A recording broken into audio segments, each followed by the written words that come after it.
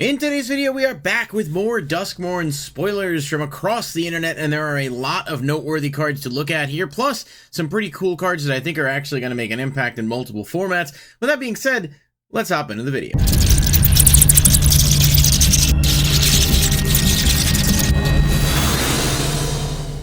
Alright buddy, thanks for being here. If you do enjoy the video, be sure to hit that like button and subscribe. Click the bell icon if you want to be notified when new videos are posted. I do appreciate each and every one of you guys taking the time to watch. We do have a ton of people who have been watching videos that aren't subscribed, so if even a small number of you took just a second to kind of click that button, it would do a huge, it would be great for me. It'd be really helpful. And yeah, so I appreciate those of you regardless though who take the time to watch. Anyway, enough rambling from me. We are getting into day 3 of Duskmourn spoilers, and there are a lot of cards to talk about. I should note that some of the commons and uncommons that are generally unplayable are not going to be included in my review videos just because of trying to keep them at a reasonable length. But certainly there are people who are covering those as well, and I would encourage you to maybe just check out the image gallery or Scryfall or anything else if you want to see some of those cards that are maybe you're just looking for from a drafting perspective, a limited perspective, etc. But let's get into it. We've got Ghostly Keybearer up first, and I want to talk about this card because I think it's really interesting with some of the new room mechanics. It is 3 and a blue, creature spirit with flying. Whenever it deals combat damage to a player, unlock a locked door of up to 1 target room you control. Now, we've talked about a lot of the rooms, and obviously there is still more to be revealed, but one of the things that stands out about this card to me is that some of the rooms have pretty high costs. There's a few that, like, one side has like 7 or 8 mana to activate, and being able to utilize this depending on how those rooms shape out and sort of whether or not it's obviously worth the investment to get to them is potentially really strong. I think this card could be good both in standard if rooms actually end up being viable in that format, but also just in general as a way to get to some of your more powerful enchantment effects without necessarily having to invest that much mana. Obviously, it doesn't have protection, but it does have flying, so it can get over a lot of things and sort of ensure you're able to deal the combat damage. So it's a card that sort of feels like a let's wait and see, but definitely feels like a noteworthy uncommon, given that it does sort of allow you to bypass some of the mechanics there for the rooms.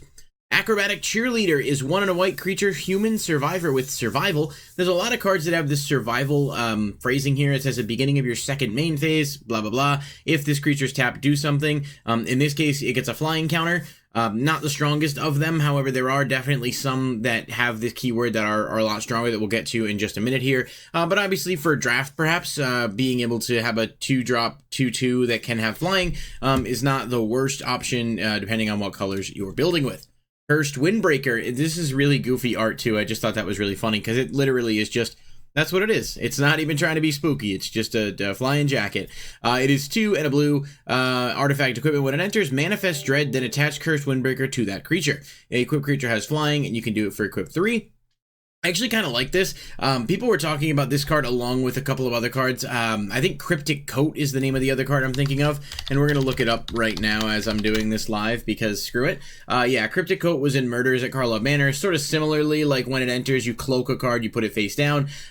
This is obviously a little bit different because manifesting is slightly different than cloak, but what's interesting about this is there's another card in the set that we'll get to in a little bit here that triggers when a face down permanent enters the battlefield. So it seems like there might be some things working there where you can build like a manifest or face down creatures, and obviously Murders had a lot of that stuff. So another noteworthy card for the potential combos that it could open up, but we'll have to see whether or not it actually gets there.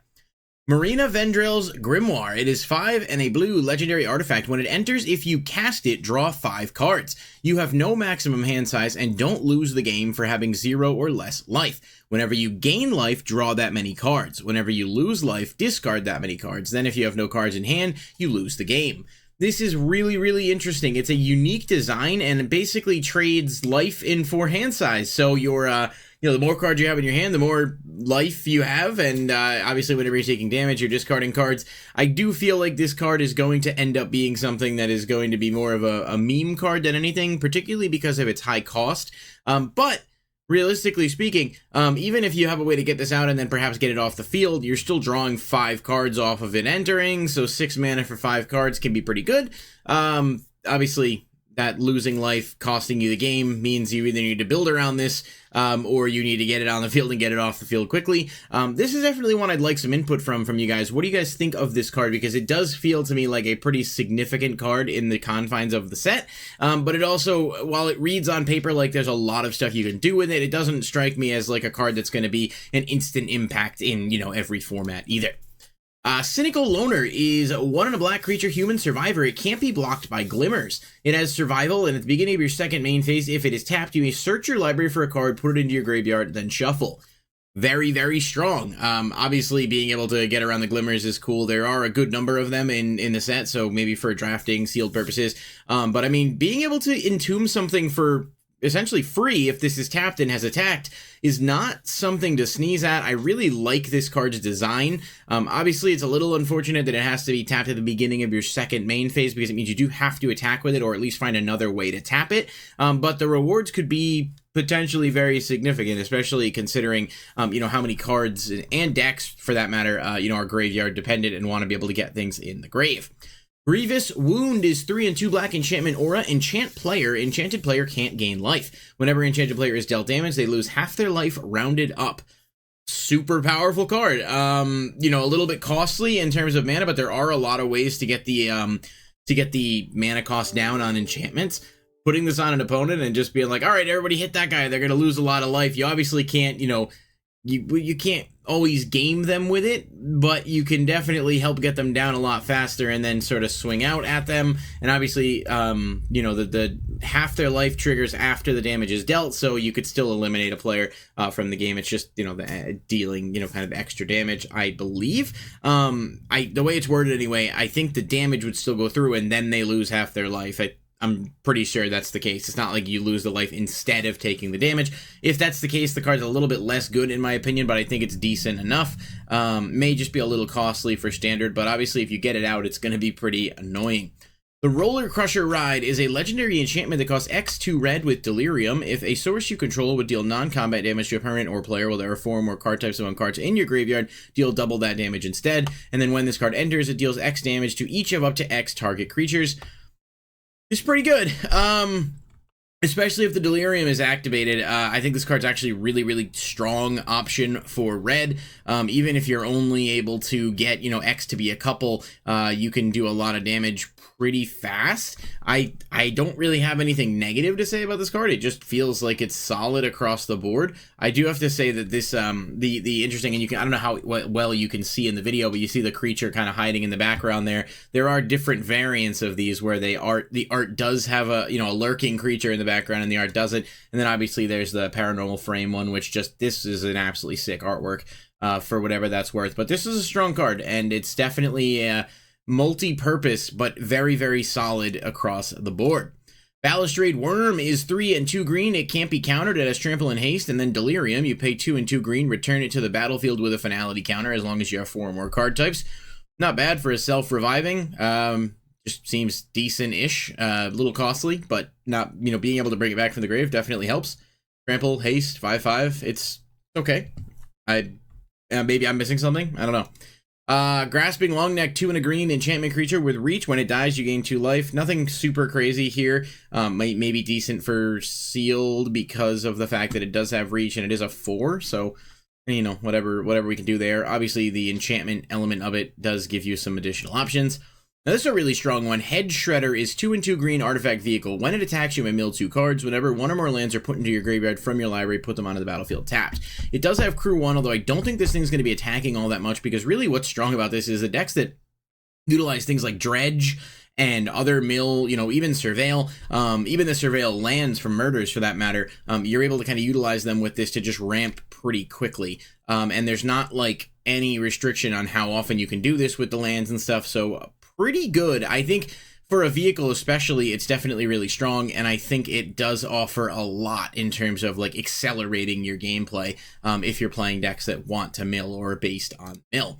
Insidious Fungus is an uncommon that reads extremely cracked on paper. It's 1 green creature fungus. You can pay 2 and sack it to either destroy an artifact or enchantment, or draw a card, then put a land from your hand down on the battlefield tapped. It's essentially like a different variation of Cankerbloom, although it does cost less to play, and then Cankerbloom does have the proliferate option, while this does not. However, it is free ramp. It is very good in green. Being able to play it, sack it, draw, and then get that extra land out is going to be, I think, more often than not the play. But then there's also, you know, the option of getting rid of some problematic things, and you can get this out turn 1 and then it's live on turn 2. So very, very good uncommon, probably one of the best uncommons I've seen so far. Quite a cool showcase frame as well. Just want to show that off. I do think this card is going to be extremely impactful. Tyvar the Pummeler is 1 and 2 green. You can legendary creature Elf Warrior, tap another untapped creature you control. Tyvar gains indestructible till end of turn, then tap it. You can pay 3 and 2 green. Creatures get +X/+X until end of turn, where X is the greatest power among creatures you control.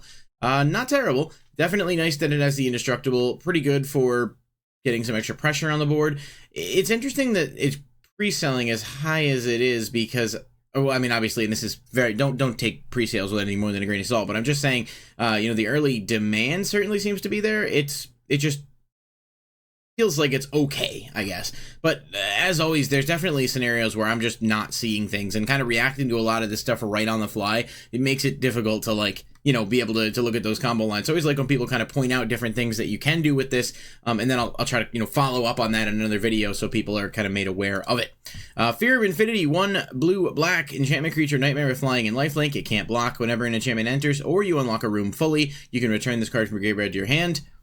Pretty solid. You know, playing enchantments is easy, and being able to get resources back to the hand is good. I do think this is a solid uncommon. The Swarm Weaver is 2 black-green legendary artifact creature, Scarecrow. When it enters, create 2 1/1 black-green insect tokens with flying, and as long as there are 4 more card types among cards in your graveyard, insects and spiders you control get +1/+1 and have Death Touch. Definitely seems like a fun commander. If you're building, specifically a good option for spiders and insects, which have a very limited amount of you know, commander options at this juncture. So not limited amount, but limited amount of strong ones, I guess, is a more fair way to say that. But I like this card. It's cool. Ghost Vacuum. I love the Ghostbusters reference. Here's a 1-drop artifact, tap, exile target card from a graveyard. Then you can pay 6 and sack it. Put each creature card exiled with it onto the battlefield under your control with a flying counter. Each of them is a 1/1 spirit in addition to its other types. Activate only as a sorcery. Now that 6 effect is probably not something you're going to pull off all the time, but a 1-drop artifact that can start exiling stuff every turn is going to be really solid as a utility tool, and I think that alone makes this card just pretty good, period. Like, that second effect is strong, and if you can pull it off, that's awesome, but even if not, like, paying 1 mana to be able to remove something each turn, you know, paying 1 mana once, rather, to be able to remove something each turn, is just a solid card in general, especially with all the graveyard reliance that we're seeing with this set. Blazme Verge is 1 of 5 new lands. They all do the same thing for different colors. I'm not going to go into all of them right now in this video, but they're basically like slightly updated versions of cards like Tainted Peak, where you're going to be able to add something color no matter what. In this case, with this, you can add black or you can add red if you control a swamp or a mountain. Pretty much better utility than some of the other ones, and nice to see a new land cycle that doesn't suck. I know we've gotten the Surveil lands are okay, but they enter tapped. I mean, these are just solid in general, and I like that they kind of didn't make them as restrictive as some of the other tainted ones are.